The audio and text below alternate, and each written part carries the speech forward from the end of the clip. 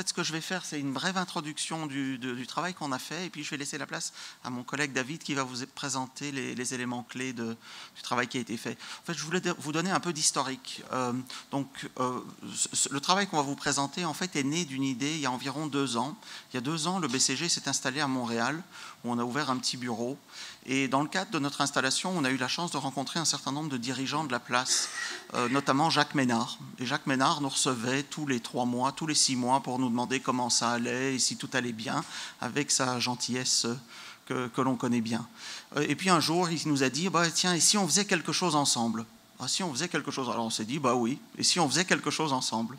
Alors on a regardé des sujets, on avait une thématique sur le développement, est-ce qu'on pourrait faire une étude sur le développement ensemble? Et puis un jour, on est là, dans son bureau, et puis il nous dit, j'ai une idée.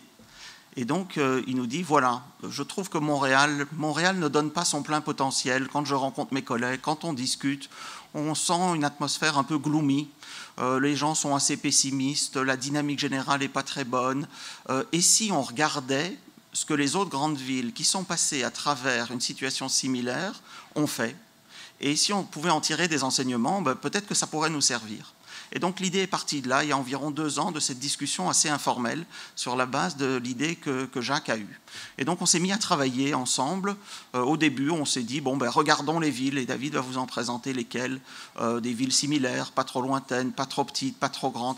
Et puis commençons à regarder ce qu'elles en ont tiré en termes d'enseignement et comment on pourrait appliquer ça à Montréal. Puis on a fait un certain nombre d'entretiens, et de tout ce travail qui s'est étalé sur une période de 8 à 10 mois est né le travail qu'on va vous présenter. L'autre point, je ne sais pas si on s'en souvient, parce que l'atmosphère a bien changé depuis lors, c'était la période de la commission Charbonneau, c'était avant les élections, donc il y avait pas mal, c'était les discussions sur la charte des valeurs, donc il y avait pas mal en fait de sujets un peu dérangeants qui flottaient dans l'atmosphère. Donc Jacques a eu cette intuition de le faire très en amont, en se disant il faut qu'on fasse quelque chose pour repartir de l'avant par rapport à cet environnement. Donc voilà et puis on a travaillé ensemble, et il y a 1 an, on a commencé à formaliser un document, et c'est le document qui a été publié vers février-mars, dont on va vous présenter les principaux éléments. Ce document a conduit à une nouvelle initiative que Félix-Antoine aura la joie de vous présenter dans quelques minutes autour de Je vois Montréal, et dont je ne parlerai pas du tout, puisque c'est la suite logique, et puis c'est la concrétisation de ce premier travail. Donc ça, c'est le premier point d'introduction que je voulais faire. Le deuxième point d'introduction, en fait, ce n'est pas un rapport, parce qu'on dit le rapport BMO-BCG, mais en fait, personne ne nous a jamais demandé de rapporter quoi que ce soit. D'habitude, quand on a un rapport, on a un commanditaire, on a des gens qui demandent un rapport. En fait, c'est parti d'une initiative spontanée, et donc ce n'est pas du tout un rapport, puisqu'on rapporte à personne. C'est vraiment une contribution et un travail de réflexion qu'on a posé sur la table. Et donc, quand vous lisez le texte de ce document, ce n'est pas un rapport, c'est 10 propositions pour la relance de Montréal. Et à travers un certain nombre d'entretiens, on a souhaité formuler 10 propositions qui ne sont évidemment pas normatives, elles ne s'imposent à personne.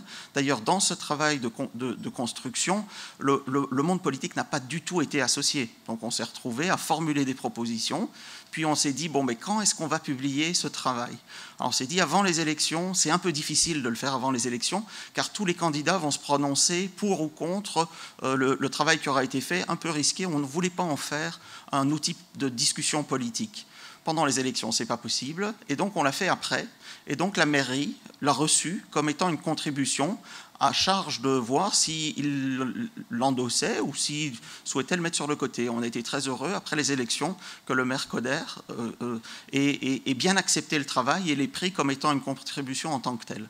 Donc ça vous donne un peu l'histoire de ce travail. Et donc je voulais céder la place à mon collègue David pour vous en présenter les éléments principaux, et puis participer au panel qui suivra pour échanger sur les idées qui ont été alimentées, qui ont été positionnées dans le travail. Merci et bonne conférence. Merci Eric. Ouais, donc en effet, les travaux ont duré pendant 8 mois. Puis, vous avez tous une copie papier, donc vous pourrez aller dans le détail. On veut seulement faire un petit survol de l'étude, voir les grandes pièces. Puis, il fera plaisir aussi de voir les questions là, à la fin. Donc, les 5 chapitres principaux du travail, on les a ici. Donc, c'est l'importance des centres urbains, les métropoles qui se sont relevées. Après, on a regardé les atouts et aussi les défis de Montréal. Puis, finalement, on avance 10 propositions pour relancer la ville. Donc, si on regarde en premier lieu le diagnostic, il est assez connu, il a été diffusé, mais c'est intéressant de le revoir. On voit que Montréal représente environ 50% de la population, mais sa contribution dans plusieurs secteurs va bien au-delà de son poids démographique. Notamment, si on regarde à la droite, sa contribution en R&D, au-delà de 80%, au niveau de la culture, au-delà de 70%. C'est une façon, avec des chiffres, de dire que le succès du Québec est lié au succès de Montréal. Donc, aussi de détourner un peu l'attention de ces débats, parfois qu'on entend entre les régions face à Montréal. Le Québec a une seule métropole et la santé du Québec en entier passe aussi par la santé de sa métropole. Malheureusement, depuis 15 ans, Montréal régresse. L'idée, c'était de regarder au-delà de ce qui est dit dans les médias, puis de vraiment regarder d'un point de vue objectif les chiffres pour voir quelle est la vraie situation de Montréal depuis les 15 dernières années. On voit que sur 4 indicateurs clés, donc le PIB, la population, en fait la croissance démographique, le revenu disponible, puis le chômage, Montréal est derrière les métropoles, les autres métropoles canadiennes. Donc ça, c'est pour le passé. Si on regarde pour le futur, on a trouvé une très belle étude du Economist Intelligence Unit qui projette un peu dans l'avenir, selon les circonstances, puis les atouts des villes, la performance pour l'année 2025. Puis on voit qu'il y a un recul qui est prévu, bien au-delà de celui de Vancouver et Toronto, par exemple. Puis il y a 2 secteurs, donc la puissance économique, puis l'attrait mondial, qui représentent un peu les talons d'Achille de la ville selon cette étude. Donc, comme l'a dit un peu Éric, l'idée c'était de voir, il y a certainement d'autres villes avant Montréal qui ont connu des périodes de ralentissement. Il y a sûrement des enseignements à tirer de ces expériences passées-là. Donc, on a passé toutes les villes sur une série de filtres pour trouver des villes similaires à Montréal, ou en tout cas avec lesquelles on pouvait se comparer. Puis on en a identifié une vingtaine. Sur cette vingtaine-là, on a porté l'accent sur 7 villes. Dans ces 7 villes-là, il y en a 3 en tête. Donc c'est Boston, San Diego et Seattle. Et 4 qui ont plutôt rattrapé le peloton. Donc qui sont partis d'une situation plutôt difficile et qui ont rattrapé l'ensemble des autres villes des pays respectifs. Donc c'est Manchester, Melbourne, Philadelphie et Pittsburgh. Dans tous les cas, la relance, ça n'a pas été improvisé. Ça a été une série d'actions organisées autour d'un programme, c'est ce qui nous intéressait.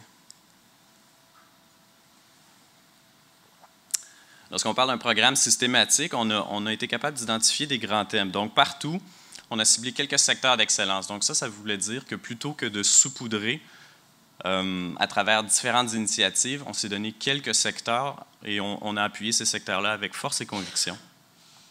Les investisseurs, tant publics que privés, se sont rassemblés aussi derrière ces secteurs de choix-là.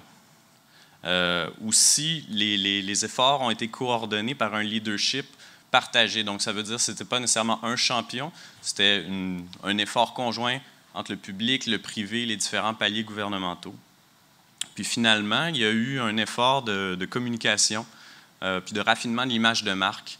Donc, ces nouvelles priorités-là qui ont commencé à être appuyées ont été communiquées sous une forme de branding pour faire connaître les villes sous ce nouvel angle.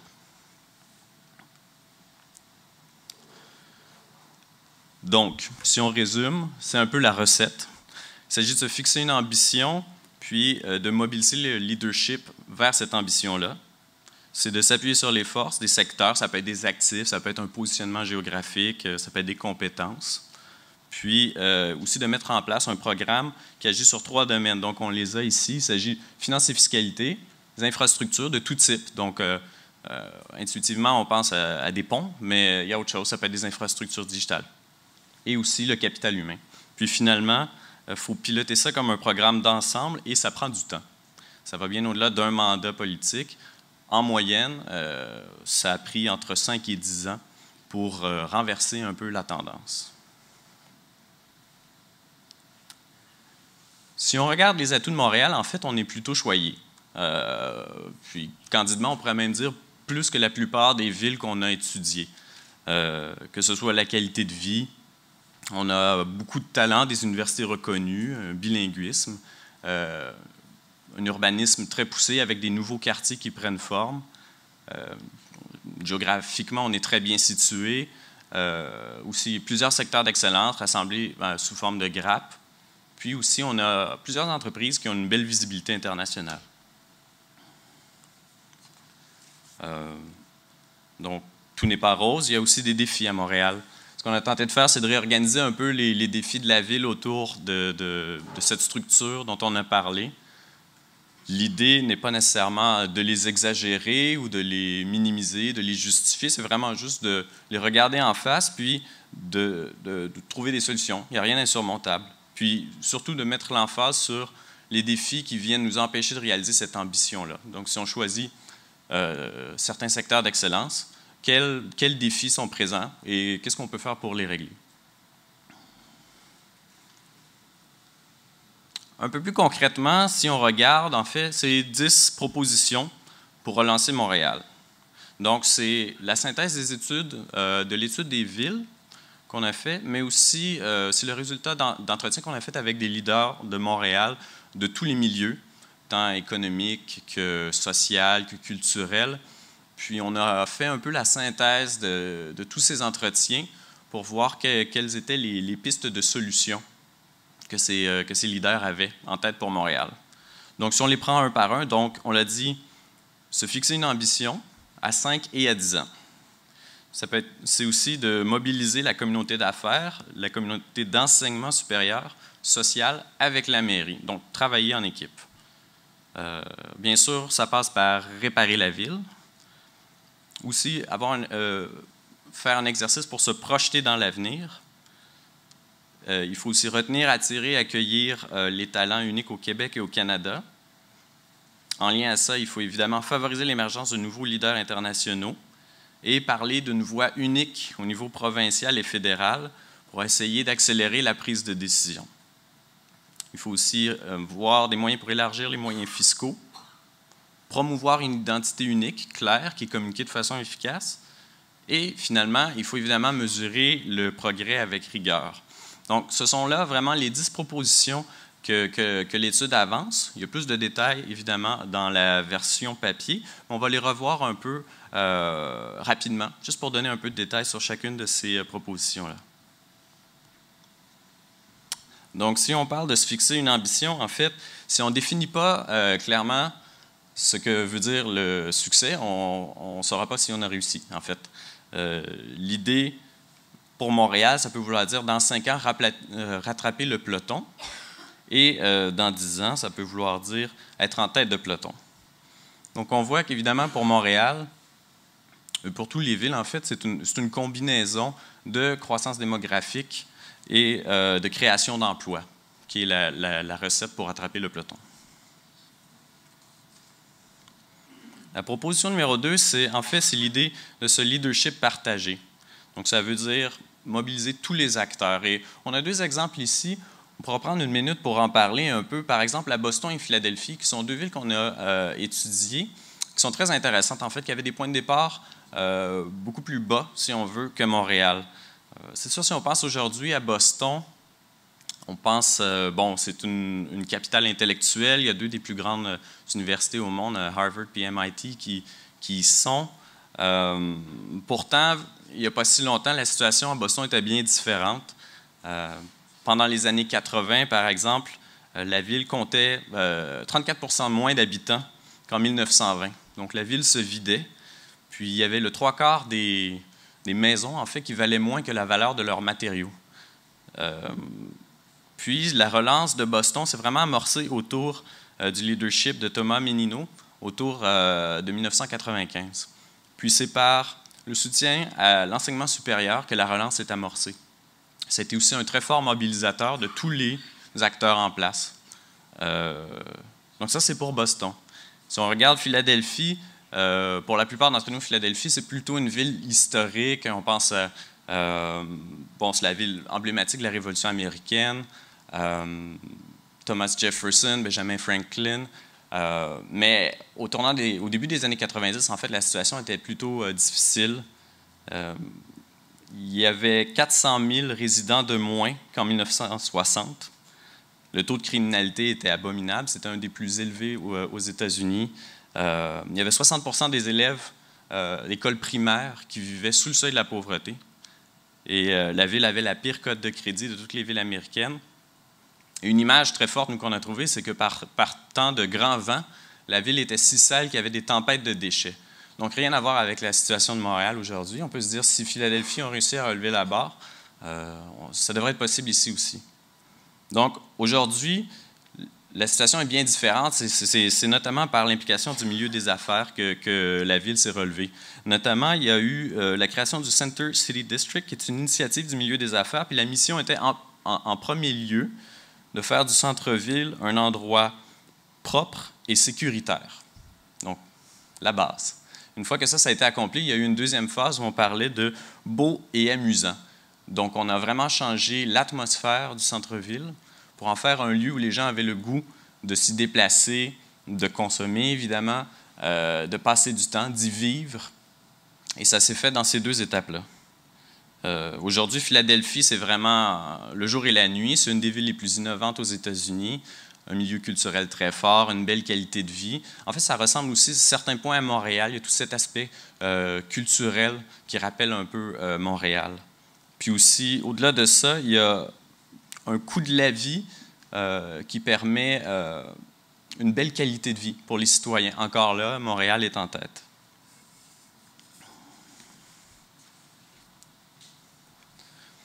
Donc, troisième proposition, il faut réparer la ville. Ce n'est pas nécessaire, je crois, de faire un inventaire. Il suffit d'ouvrir les journaux et la télévision, que ce soit sur Sainte-Catherine où il y a des trous ou des inondations, que ce soit le pont Champlain, que ce soit la desserte de l'aéroport. Je crois que tout le monde est assez d'accord avec cette proposition-là. On trouve rarement d'opposition à ce point-là. La proposition numéro 4, en fait, c'est se projeter dans l'avenir. Donc, on doit être capable de tirer parti des investissements qui sont en cours et prévus pour deux raisons. Bien sûr, parce que ces projets-là vont améliorer les services aux citoyens, mais ça devient aussi des projets qui permettent de donner une identité à une ville et permettent aux citoyens de se rallier derrière ces projets-là. Donc, au-delà de leur utilité, ils ont aussi une fonction symbolique, si on veut.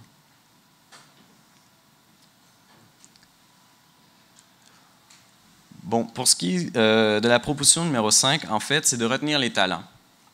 On va prendre une petite minute pour regarder le tableau ici. Donc, on voit, pour ce qui est de l'immigration à la gauche, les barres en bleu nous montrent qu'on est assez bon pour attirer. En fait, le problème est surtout au niveau de retenir le talent. Donc, comment pouvons-nous faire, comment pouvons-nous améliorer la rétention des talents, des gens qui viennent ici pour étudier, pour les garder au sein de notre économie. Donc, on a plusieurs universités et lorsqu'on se compare, donc ici on voit c'est le PIB par habitant sur l'axe vertical et la proportion des diplômés universitaires sur l'axe horizontal, on se rend compte que Montréal, en fait, attire beaucoup d'étudiants, mais malheureusement, on a un faible pourcentage de diplomation des citoyens. Donc, les gens obtiennent leur diplôme et quittent. L'idée est d'arriver à retenir ces gens-là. Et lorsqu'on parle de retenir des gens diplômés, en fait, c'est que si on veut augmenter, par exemple, le PIB par capita, le meilleur levier, c'est le taux de scolarisation. C'est directement relié. Donc, bien au-delà de la croissance démographique, qui a ses limites dans les pays développés comme nous, c'est vraiment par l'éducation que passe la croissance. Donc, pour retenir, évidemment, les gens, il faut favoriser la création d'emplois. De nouveaux emplois et aussi de nouveaux leaders internationaux, comme ceux qu'on a déjà. Donc, il y a 3 pistes. Il y a le cycle d'innovation. Donc, comment est-ce qu'on peut utiliser tous les centres de recherche qui sont déjà présents pour aller au bout de l'innovation puis du développement? Le deuxième point, c'est ce qu'on appelle en fait la fertilisation cross-sectorielle. Je ne sais pas si c'est en fait le bon mot, intersectorielle peut-être en français, pardon. Donc, s'assurer que les grappes qui sont connexes travaillent ensemble pour développer des synergies. Finalement, l'économie sociale, donc comment exploiter notre savoir-faire dans notre domaine, qui est bien propre en fait à notre identité. C'est un point qui a été souvent relevé dans les entretiens avec les leaders de Montréal, comme quoi ça faisait partie, c'était une source de fierté, que ça faisait aussi partie de ce qui distinguait Montréal des autres métropoles. Donc l'idée, en fait, c'est vraiment, on a beaucoup de talents qui passent par Montréal, donnons-leur la plateforme, donnons-leur l'opportunité de rester et de créer. La proposition numéro 8, sans lancer un débat sur la fiscalité de Montréal, on voulait simplement regarder la source des revenus d'opération de Montréal face aux autres villes canadiennes. Et on se rend compte que la proportion des taxes foncières est beaucoup plus élevée.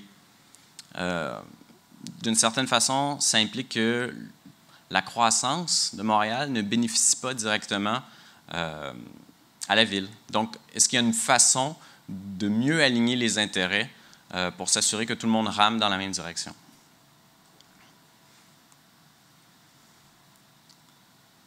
Donc, pour conclure, avec tous les leaders qu'on a interrogés, on a eu un petit exercice très amusant, puis en fait qui est très révélateur à la fois, c'était de voir qu'est-ce que ça pourrait être Montréal dans 10 ans. Et puis, plusieurs thèmes sont revenus dans la plupart des entretiens.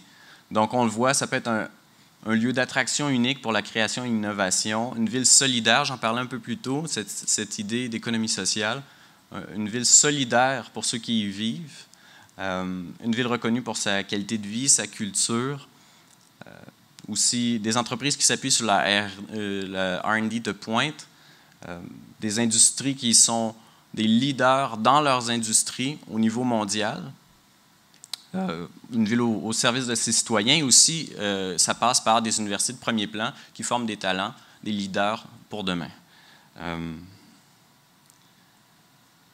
Donc, et maintenant, donc après cet exercice-là, il s'agit de savoir qu'est-ce qu'il reste à faire. Donc, on a un peu trouvé la recette.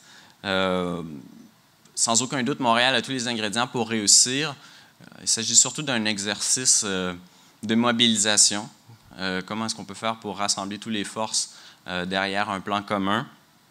À ce titre-là, justement, le mouvement « Je vois Montréal », c'est certainement un bel exemple de mobilisation. Depuis la publication du rapport, il y a certainement un changement d'atmosphère sur la ville qui est lié à plusieurs facteurs. Nous sommes optimistes et réalistes, mais optimistes que Montréal pourra se sortir de cette situation de ralentissement. Donc, merci beaucoup de votre étude. Ça nous fera plaisir là, de prendre des questions sur l'étude. Merci.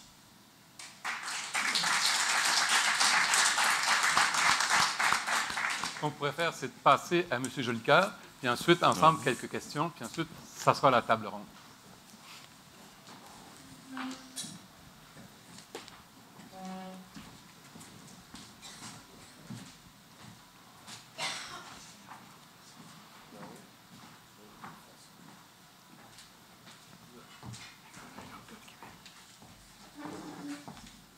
Bonjour à tous, merci beaucoup pour l'invitation. C'est une opportunité pour moi d'essayer de me rappeler ce qu'on essaie de faire parce que je vous avoue que lundi prochain, on va vivre dans le Grand Montréal une journée importante et se rappeler pourquoi est-ce qu'on l'a fait 5 jours avant, je crois que c'est quelque chose d'assez utile. Alors, le rapport a été très bien expliqué par nos amis du groupe BCG. Pour faire une confidence, je suis un ancien consultant de la firme concurrente qui s'appelle McKinsey et compagnie. Et ce qui était agréable lorsqu'on est consultant, c'est qu'on fait des rapports. J'ai bien compris que ce n'est pas un rapport, mais enfin, on fait des études, on les laisse aux clients, puis ensuite, on part. Et donc, toute la question de la mise en place des recommandations, et c'est souvent là que la difficulté arrive, eh bien, ce n'est pas sur nos épaules, et on recommence un nouveau projet. Lorsqu'on m'a offert l'opportunité de devenir chef de projet de Je vois Montréal, j'étais un peu pris de panique parce que c'était maintenant ma responsabilité de prendre le rapport et de le rendre réel.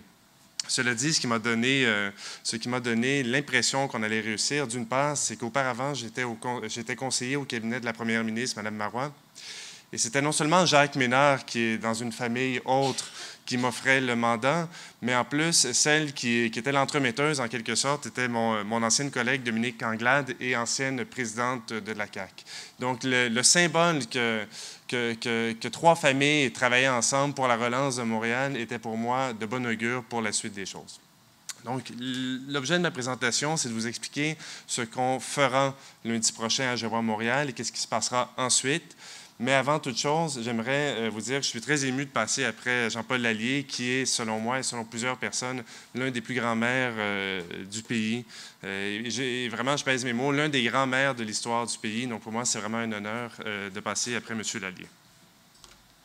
Enfin, vous êtes toujours vivant, là, je ne vais pas vous enterrer. Mais là, on jugera au mérite dans quelques années, mais les résultats sont là. Très bien. Donc, Je vois Montréal, lorsque le rapport a été déposé en février, il y a eu un engouement et la Chambre de commerce a approché Jacques Ménard lui disant « On ne peut pas tabletter ce qui n'est pas même pas un rapport. On doit faire quelque chose avec ça. Essayons de mettre de l'avant la première recommandation qui est la mobilisation de la communauté. » Et donc, l'idée a été assez vague au départ, c'était de faire un événement qui s'articulerait autour de créer un nouvel élan à Montréal, de réunir 1000 citoyens, que ça allait s'appeler « Je vois Montréal » et le reste, c'était quelque chose comme une page blanche. Aujourd'hui, Je vois Montréal, c'est un mouvement porté par les leaders issus de diverses sphères d'activité qui vise à changer l'état d'esprit collectif pour redonner confiance et fierté envers la métropole ainsi qu'à donner un nouvel élan à Montréal et à son économie. Ce mouvement s'articule autour de la construction d'une relance durable et d'actions concrètes le 17 novembre 2014 pour faire de Montréal une métropole plus prospère. Donc, le but, c'est de rendre Montréal plus prospère. Mais la prospérité, l'économie, il faut l'entendre dans son sens le plus noble. C'est-à-dire que l'économie, c'est d'une part un taux d'emploi supérieur, un PIB qui croît plus rapidement, mais aussi moins d'enfants qui ne mangent pas à leur faim, moins de personnes âgées qui sont seules. Donc, l'économie, dans sa vision la plus humaniste, c'est ce qu'on vise à Je vois Montréal. Et pour réussir à Montréal, on doit absolument s'assurer que tout le monde pousse avec nous. Et donc, oui, on a des grands hommes d'affaires qui sont derrière nous, mais on a aussi les secteurs sociaux, les secteurs environnementaux, culturels, de quartier, anglophones, francophones, nouveaux. Enfin, vraiment, on est vraiment allé chercher une vaste coalition pour faire Je vois Montréal. Alors, c'est donc le tremplin pour le nouvel élan du Grand Montréal. Et d'une part, on vise à stimuler la croissance économique, comme je viens de l'expliquer, mais surtout à casser l'état d'esprit un peu morose qui s'est implanté depuis une décennie à Montréal.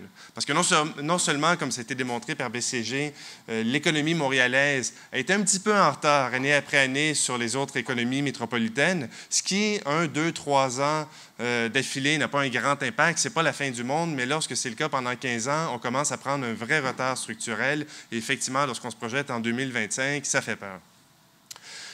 Mais à cela s'ajoutent des choses comme tout le débat néfaste sur la fusion, diffusion, confusion, beaucoup d'énergie pour finalement quelque chose qui même aujourd'hui continue à être un peu douloureux. Beaucoup de débats extrêmement néfastes sur la question de la charte et de l'intégration des nouveaux immigrants. Débat qui a été douloureux et pour plusieurs, puisque ça a été perçu comme un signe de rejet. Et aussi, évidemment, on ne peut pas passer sous silence des scandales à répétition qui ont mené à plusieurs maires à devoir quitter leur poste. Et quand je dis plusieurs maires, lorsque j'étais avec Mme Marois, on allait inaugurer un centre d'artistes dans le Myland. Et le jour même, on apprend que le maire de Montréal est questionné par la police. Tout a dû être annulé. C'était le 3e maire qu'on avait en 1 an. Cette situation surréelle qui s'est amplifiée dans d'autres villes de banlieue. Et encore une fois, j'étais avec Mme Marois, lorsque le 2e maire de Laval a dû démissionner, elle donnait une conférence de presse au Mont-Tremblant, puis il a fallu que je la sorte de là pour lui expliquer ce qui se passait à Laval. Ce climat complètement surréaliste au niveau politique a mis une espèce de chape de morosité sur les Montréalais. Donc, ce qu'on vise à Je vois Montréal, on stimule la croissance de l'économie, et on casse cette espèce d'état néfaste qui nous a envahis. Ça, c'est ce que est Je vois Montréal. Ce que n'est pas Je vois Montréal, dans la partie à droite, ce n'est pas une réforme de la gouvernance municipale. Ce n'est pas un débat entre l'équité entre Montréal et les régions, ce n'est pas une liste d'épiceries et ce n'est pas une grande messe. Ces 4 points sont 4 points importants. Hier, il y avait une étude publiée par l'Institut du Québec qui démontrait l'effet de levier de l'économie montréalaise sur le reste du Québec. C'est très intéressant, mais ce n'est pas à Je vois Montréal qu'on dit « voici l'étude, donc Montréal doit avoir davantage de moyens ». La liste d'épiceries, on ne va pas dire ni à la mairie, ni au gouvernement du Québec ou du Canada, voici ce que vous devez faire à Montréal. Ce qu'on fait lundi, c'est qu'on dit, vous, leader de la communauté, qu'est-ce que vous pouvez faire pour Montréal? Dans sa plus simple expression, c'est la phrase de Kennedy, demandez-vous ce que vous pouvez faire pour l'État et non l'inverse, qu'on met en application lundi. Et pour ce qui est de la réforme de la gouvernance municipale, encore une fois, peut-être qu'un jour, ce serait quelque chose qu'on devra faire, mais à trop jouer dans les structures, on prend une énergie folle pour des résultats qui souvent sont bonnet blanc, blanc bonnet. Alors, avant de vous présenter la structure qui est vraiment la matrice de Je vois Montréal, qui est affichée en ce moment, simplement vous dire que mon premier job, lorsque j'ai fini l'université, c'était comme attaché politique du candidat à la mairie de l'arrondissement de Ville-Marie, Benoît Labonté, qui, à l'époque, était vu comme un leader qui allait provoquer plusieurs changements, ce qu'il a fait pendant les premières années, puis ça s'est mal fini, mais enfin, moi, j'essaie de retenir les choses les plus positives. Et lorsqu'il a été élu, évidemment, je l'ai suivi, le premier dossier que j'ai traité était relié au Vieux-Montréal. Et ce que j'ai eu comme chance totalement exceptionnelle, c'est de tomber sur un certain nombre de personnes, principalement autour de celui qui dirige le quartier international, Clément Demers, qui m'a expliqué essentiellement sa théorie du développement urbain, qui, lorsqu'on écoute Jean-Paul Lallier, me fait penser que Clément Demers a volé la recette à Jean-Paul Lallier. Essentiellement, l'idée, c'est que lorsqu'on a des grandes ambitions, il faut avoir une grande vision, mais il faut agir là où on est capable d'agir. Et la Ville de Montréal est capable d'agir sur quoi? Sur les trottoirs, sur les lampadaires, sur les places publiques, sur les égouts. Ce qui s'est donc fait dans le quartier international ici, tout ça coordonné puis un peu imaginé par le quartier international et à sa tête Clément Demers, c'était de faire des trottoirs magnifiques avec du mobilier urbain distinctif, inspirant, et de faire des places publiques exceptionnelles. La place Victoria, la place Jean-Paul Riopelle. Ça, c'est ce que la Ville pouvait faire comme contribution dans ce qui était à l'époque un quartier qui était vraiment pas ce qu'il est aujourd'hui. Je ne sais pas si vous vous rappelez juste le siège social de Québécois, il y a 15 ans, c'était probablement l'édifice le plus laid de Montréal. Et regardez maintenant ce que c'est devenu. Et bientôt, la presse suivra, en pleine rénovation. L'idée, donc, c'est qu'en faisant des places publiques, des trottoirs beaux, on stimule l'investissement. Des partenaires publics, parapublics et privés investissent et à la fin, ça donne le quartier international. La Caisse de dépôt fait un immeuble qui est parmi les plus beaux de Montréal. Québécois se rénove, la presse se rénove à l'heure actuelle. Il y a des investissements, les hôtels les plus chics de Montréal sont dans le quartier. Et de mémoire, je n'ai pas les statistiques sous les yeux, mais ce quartier-ci, c'est le quartier où il y a le plus de nouveaux emplois à Montréal. Comme quoi, ça a été une force d'attraction énorme que d'investir dans l'espace public. C'est la même stratégie qui a été reproduite au quartier des spectacles. Tout le monde disait à l'époque, vous devez absolument convaincre Frank Gehry de venir faire un musée digne de Bilbao en plein cœur de Montréal. Eh bien, plutôt que de faire ça, on a fait des espaces publics qui, aujourd'hui, ont poussé le public et le privé à se prendre en main et à rénover essentiellement ce qui était déjà là et à construire de nouveaux immeubles. C'est la même logique qu'on a essayé de faire à Je vois Montréal. Mais ici, on n'est pas des architectes et je ne suis pas la Ville. Donc, ce qu'on a fait, c'est qu'on a dit, faisons une espèce de plateforme qui est l'équivalent de la place publique et demandons ensuite, voyons qu'est-ce qui va se passer avec tous les partenaires qui sont autour, est-ce qu'ils vont essayer de l'investir? La plateforme, elle est très intuitive. Ce sont essentiellement 4 chantiers. Je vais les prendre dans le désordre, puis ensuite, je vais les remettre en ordre. Alors, dans le désordre, on dit on veut accélérer la croissance de l'économie de Montréal. Ça prend davantage d'entreprises.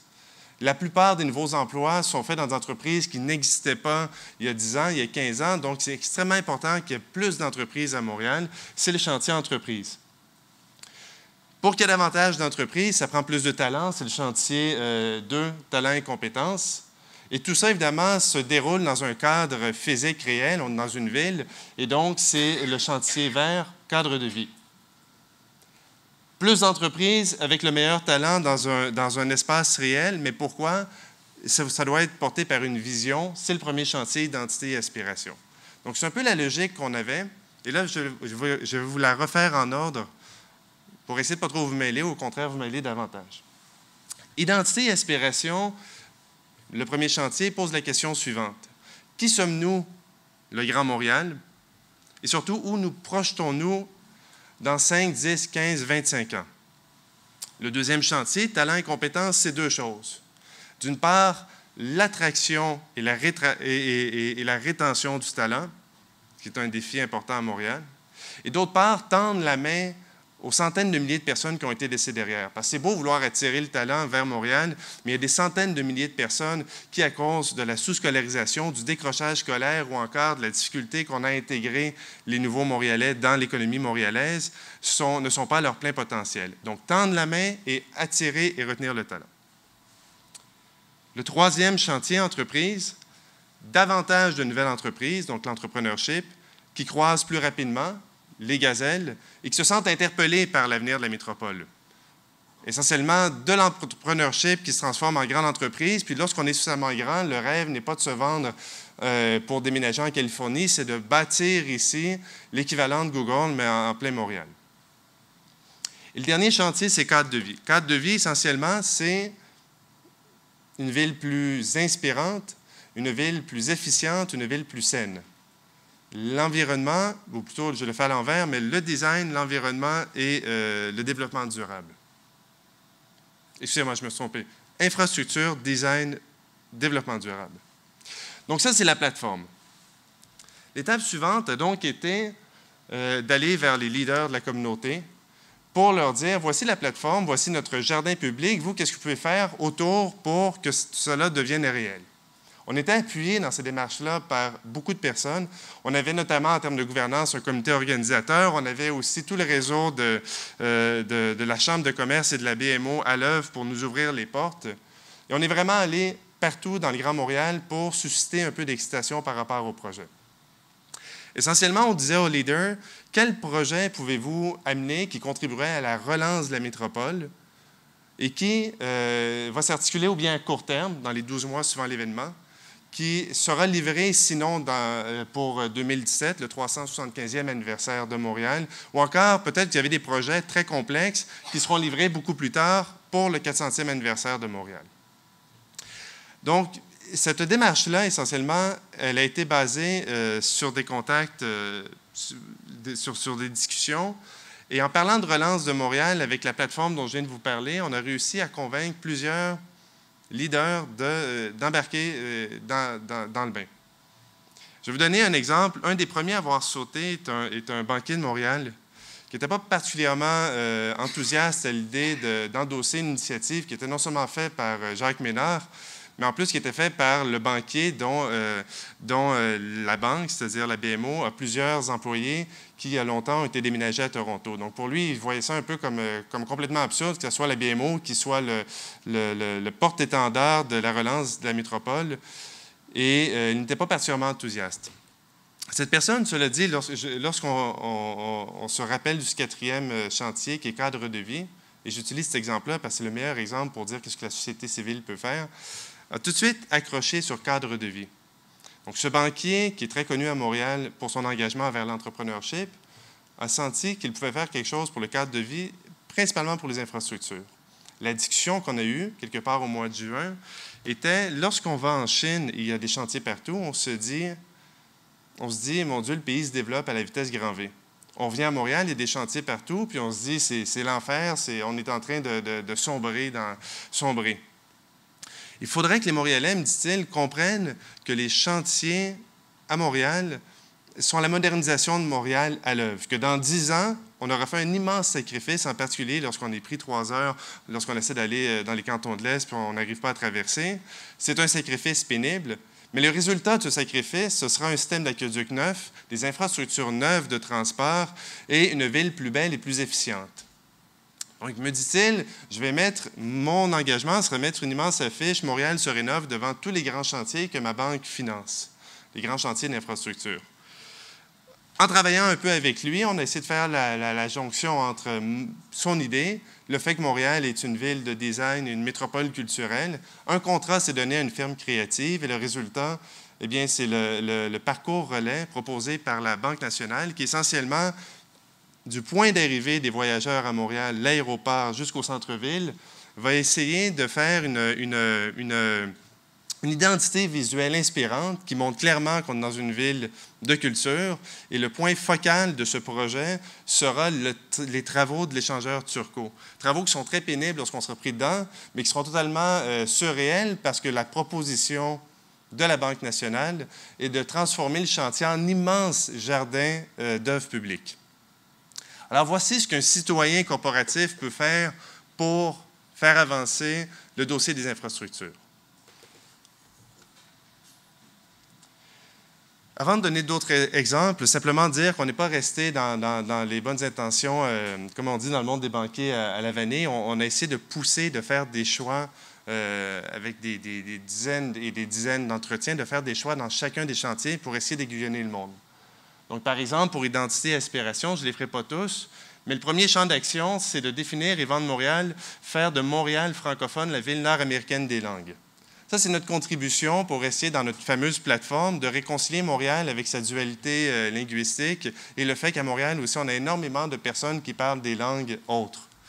C'est un dossier qui est assez pénible dans l'histoire récente de Montréal, quoi qu'on se dise, mais c'est un des principaux atouts de Montréal, c'est d'être capable d'avoir une population bilingue.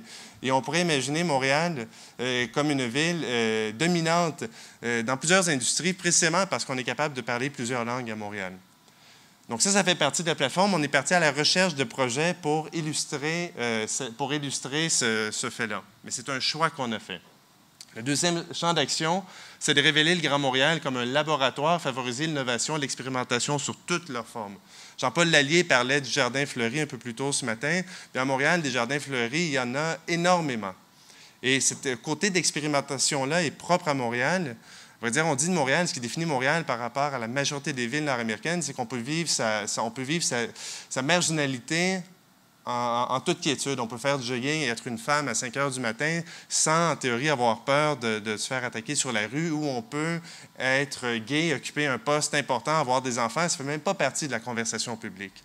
Donc, cette espèce d'espace de liberté, d'expérimentation, c'est quelque chose qu'on met dans notre plateforme. On est allé chercher toutes sortes d'initiatives de la part de la communauté civile. Troisième champ d'action, donner à tous les Montréalais les moyens de contribuer au développement de leur métropole et de jouer leur rôle de citoyens engagés. Donc, toute la question de ville intelligente et de ville participative. Et quatrième champ d'action, se projeter dans l'avenir et imaginer le Montréal auquel nous aspirons pour le 400e anniversaire de Montréal. Le chantier talent et compétences, vous verrez qu'on a fait le choix des universités. On fait des choix. On se dit qu'un des principaux atouts de Montréal, c'est les 170 000 étudiants et les 11 établissements universitaires que nous avons. Et c'est un atout que nous n'utilisons pas suffisamment. Et on pense que si on était capable de mettre davantage d'enfants sur les universités, ça tirerait l'ensemble de la chaîne de l'éducation vers le haut. Donc, je n'irai pas sur les 4 champs d'action, faute de temps. Simplement vous indiquer, à titre d'exemple, que les 4 grandes universités de Montréal, lorsqu'ils ont vu ça, ont tellement aimé le principe et qu'ils ont décidé de réinventer un programme américain qui s'appelle Adopt a School. Et lundi prochain, à Jean-Montréal, sera déposé, un peu sous la coordination de ma collègue Diane de Courcy, qui est dans l'équipe depuis l'été, une nouvelle vision de Adopt a School. Chaque grande université va déployer ses atouts dans un quartier donné avec son expertise et son ADN pour essayer de tirer des écoles défavorisées vers le haut. Et tout ça avec la collaboration d'entreprises privées. Pour vous donner un exemple de l'exemple, l'Université McGill fait une alliance avec Julie Payette et le Centre des sciences pour développer l'équivalent du programme sport-études, mais transformer ça en programme sciences-études pour le Sud-Ouest. C'est le genre de choses qui sera déposé lundi prochain pour rendre réelle notre plateforme. Entrepreneurship, le défi, selon nous, dans l'entrepreneurship, est de développer un discours montréalais de l'entrepreneurship. Lorsqu'on parle d'entrepreneurship, on parle d'entrepreneurship en termes québécois et on dit il n'y a pas beaucoup d'entrepreneurship à Montréal parce qu'on a un héritage judéo-chrétien. 50% de la population étant autre que cet héritage est quelque chose qui ne marche pas dans notre discours. Et donc, on fait lundi prochain une accumulation d'initiatives principalement portées par des grandes entreprises qui vont essayer d'utiliser leurs ressources et leur pouvoir d'influence pour tirer les petites startups et les petites entreprises vers le haut. Et dans ce chantier, on a des choses qui sont des idées exceptionnelles, mais qui vont devenir réalité. C'est assez incroyable. Michael sait bien, pour vous donner un exemple, sa contribution, c'est de faire quelque chose qui est relativement petit, d'ouvrir un conseil d'administration de grandes entreprises aux entrepreneurs les plus talentueux. Imaginez Mohamed Haj des fermes Lufa siégeant comme observateur sur le conseil d'administration de l'entreprise Métro. Ça lui permet de comprendre comment un géant des supermarchés conçoit l'écosystème de la distribution alimentaire, d'orienter son développement pour pouvoir répondre mieux à ce que les grandes entreprises comme Métro, Provigo cherchent et faire des fermes Lufa quelque chose qui est extrêmement sympathique en joueur dominant de l'agriculture en Amérique du Nord. Cette idée-là, elle aurait pu naître dans n'importe quelle discussion qu'on aurait eue entre vous et nous sur l'entrepreneurship. Mais puisque c'est Michael Sebia et son équipe qui ont eu l'idée, c'est l'idée qu'ils amènent lundi prochain à Java Montréal, je vous garantis que c'est une idée qui va devenir réalité. Dernier chantier, c'est cadre de vie.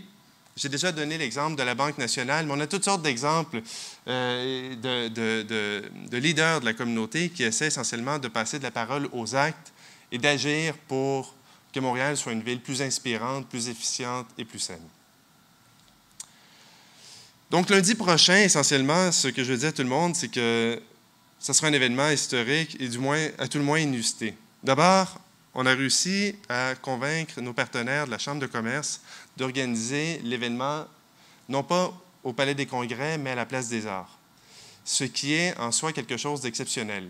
On reçoit plus de 1000 personnes dans un endroit qui a une prise de courant à peu près par grande salle. C'est quelque chose qui est juste, pour ceux qui connaissent un peu la logistique, juste ça, c'est si le centre-Phi, le centre le plus branché de Montréal, à ce qu'on dit, la Place des Arts n'est pas encore rendue là. Et pourtant, on va réussir à faire une révolution à Montréal. Essentiellement, qu'est-ce qui va se passer? C'est qu'on a sélectionné 150 projets, des projets qui s'inscrivent dans les champs d'action que je vous ai décrits, qui sont portés par toutes sortes de monde, par de très grandes organisations comme la BMO, la Banque nationale, le Mouvement des Jardins, la Caisse de dépôt, mais qui sont aussi portés par de toutes petites organisations comme une table de quartier. Il y a même des associations qui sont nées en fonction de Je vois Montréal. Je pense en particulier à deux jeunes architectes qui ont vu qu'à Philadelphie, ils avaient inventé une plateforme web qui permet aux résidents d'un quartier qui sont tannés de voir un terrain vacant, mais de conjuguer leurs efforts et leurs moyens pour transformer le terrain vacant en quelque chose de plus plaisant le temps que le terrain soit développé. Moi, je suis menuisier, je suis capable de donner 2 week-ends pour ça. Mais moi, j'ai une cour à bois, je suis capable de donner 1 tonne de bois. Puis moi, je suis designer, je suis capable de faire quelque chose et le terrain vacant se transforme en patinoire ou en gazéo, je ne sais pas trop quoi. Eh bien, ces jeunes-là ont vu l'exemple de Philadelphie qui a été adopté à New York. Ils décident, c'est ça que ça prend à Montréal. Ils se sont constitués un petit groupe et lundi prochain, ils vont venir à la Place des Arts pour présenter le projet. À côté d'eux, il y aura possiblement Monique Leroux qui arrive avec son projet et c'est ce mélange-là, ce mélange qui ne tient pas compte de la hiérarchie naturelle de la société qui va faire de l'événement un événement marquant. Essentiellement, il y aura 4 blocs d'activités, 2 le matin, 2 l'après-midi. On reçoit constamment des appels pour savoir à quelle heure sont la cérémonie d'ouverture et de fermeture. Et ce qu'on dit à tout le monde, c'est que le vrai plaisir de la journée sera dans les couleurs vives que vous voyez. C'est là essentiellement que quelqu'un comme Alexandre Taillefer va venir expliquer pourquoi Montréal a besoin de nouveaux taxis. C'est là que Ron Rayside va venir expliker pourquoi est-ce que le mobilier urbain doit être pris en charge par les citoyens et les quartiers plutôt que par la Ville de Montréal. Ce qu'il y a de plus fascinant dans ça, c'est qu'ils vont venir donc présenter les 150 projets à des personnes qui ont été invitées en considérant leur intérêt pour la métropole. Ils vont venir présenter et poser 1, 2 ou 3 questions. Alors, Alexandre Taillefer présente ses taxis électriques.